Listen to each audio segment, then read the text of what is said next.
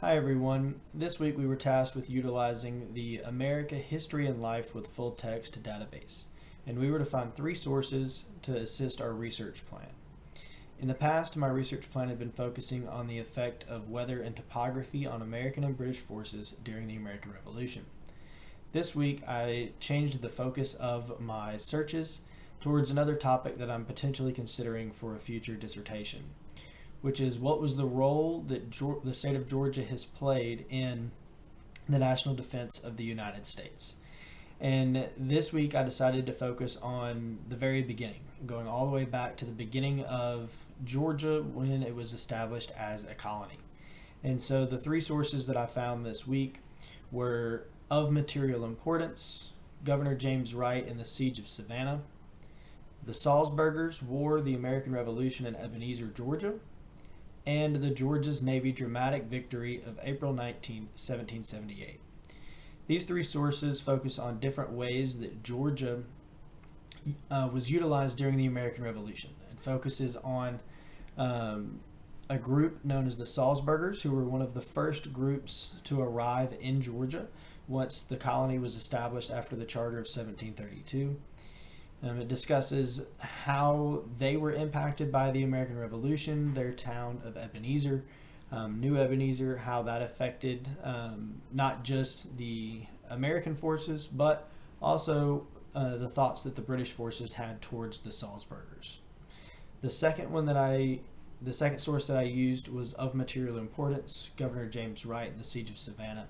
And this one talks about the Siege of Savannah, which was when the American and French forces tried to recapture the city of Savannah from the British troops.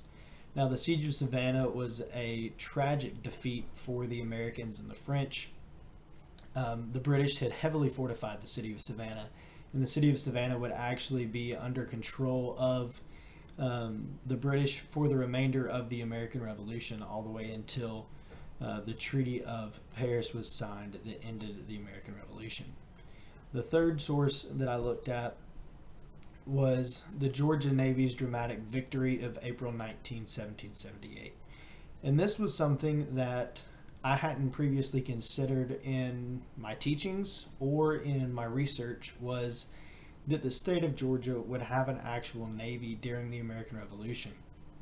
Now, in this source, it doesn't talk about the Georgia Navy being a huge naval force, but it did involve 4 galleys, which were smaller ships that could be utilized in shallow water. They were not meant to go out in deep water.